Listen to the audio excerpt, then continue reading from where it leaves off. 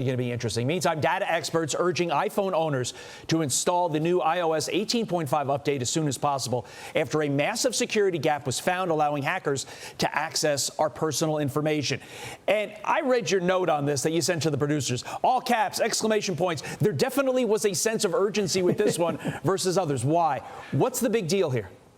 Good question. So the thing is, when Apple confirms that there is something serious about security and, hey, go ahead and download that, not tomorrow, but right now, that's where the bells go off on that one. So normally I'd say just set your iPhone software to update automatically. Well, not today.